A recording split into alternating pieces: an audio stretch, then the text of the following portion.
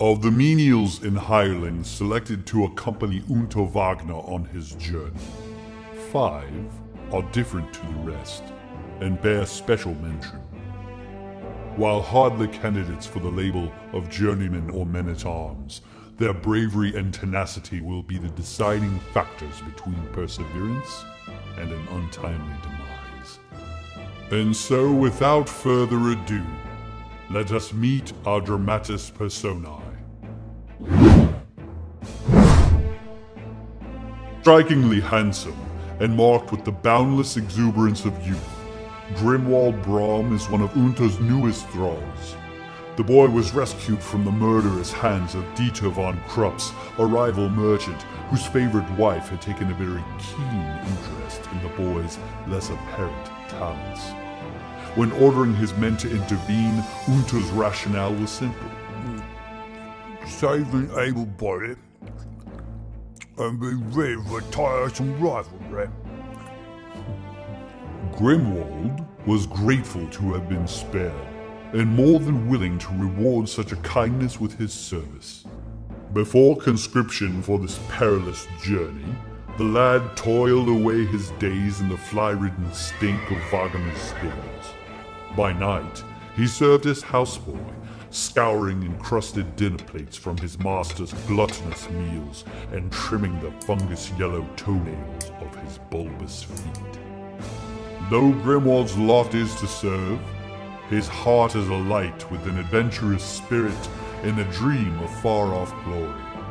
However daunting the journey ahead, there is a sense of freedom on the open road, and for a young servant, freedom is the fledgling step toward greatness.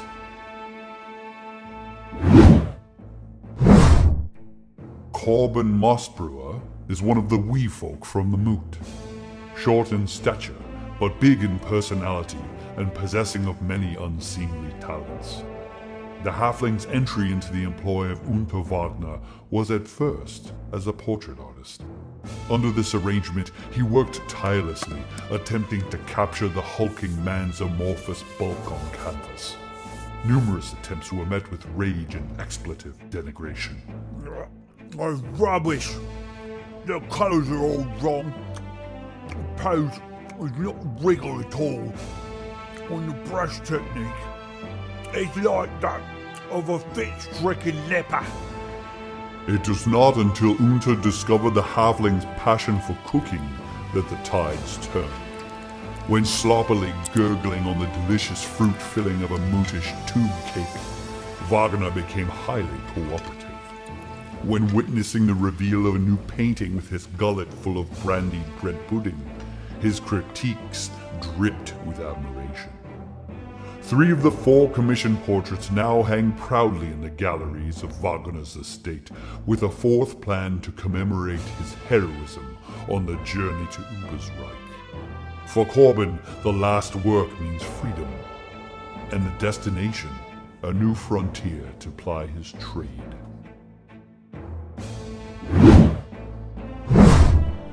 Geschwind Asajj is a seasoned messenger whose errands have taken him from one end of the Reichland to the other. By his hands have been delivered missives that have mourned lost lives, committed dowries, and brought end to age-old disputes. Asajj is a skilled navigator and possesses a silver tongue worthy of an ambassador of state. Geschwind has served Unter on many occasions, carrying wrathful correspondence on various matters to one associate or the next.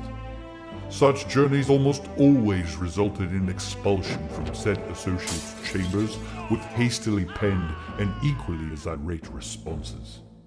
On the most recent delivery, the messenger narrowly escaped with his head, forcing him to question the merit of the few silver coins he'd received for his trouble. When asked for his assistance with this errand, he was promised the circumstances would be different. There's no one else I can trust with this. It's got to be you. I promise. It won't be like the last times. Before leaving Oswald, Geschwind was charged with the safety of a mysterious package and, upon the caravan's arrival in Ubersreich, its timely delivery. The crooked man with the pockmarks on his face and the tattoos on both hands. Wrapped in dark cloth and sealed with wax, the container is featherlight. A trivial chore, and the successful delivery to be paid in gold. Bartleby is the eldest and most seasoned of the party's members. His sturdy frame and dour demeanor are testament to decades spent laboring on Wagner's docks, hefting crates of goods from the far reaches of the Reichland.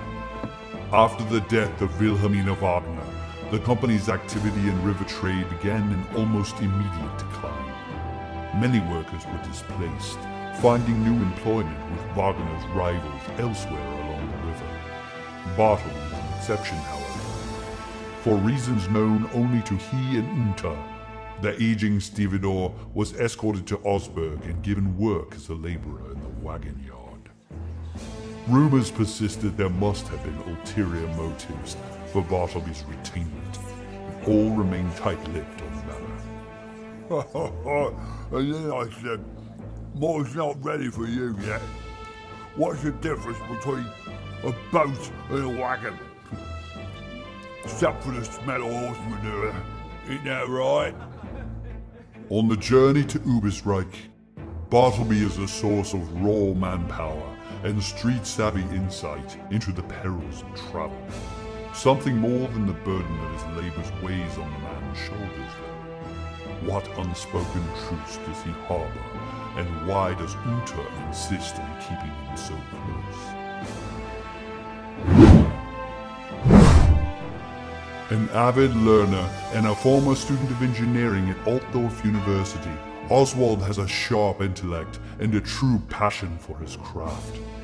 Though he left the doldrums of classroom studies behind, his hulking tome of knowledge on the art of engineering is ever at his side. Like his highborn youth, the rigor and repetition of academia bored him to tears. There was challenge in it, only for his ability to stay awake. Under the employ of Wagner Merchant Company, Oswald was tasked with a secretive project. Unter's other thralls knew only that the handsome young engineer toiled long hours in a private workshop from which strange noises and odd smells sometimes emanated. These were often accompanied by curses too vile to come from such a highborn youth. Whatever the task, it pressed him beyond the manner of his station. Oh my! I do kiss your mother with that mouth back home, boy. When choosing the staff for his urgent errand, Unter knew that his grand project would have to wait.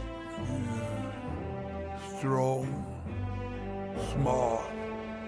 I've got another job for you, boy.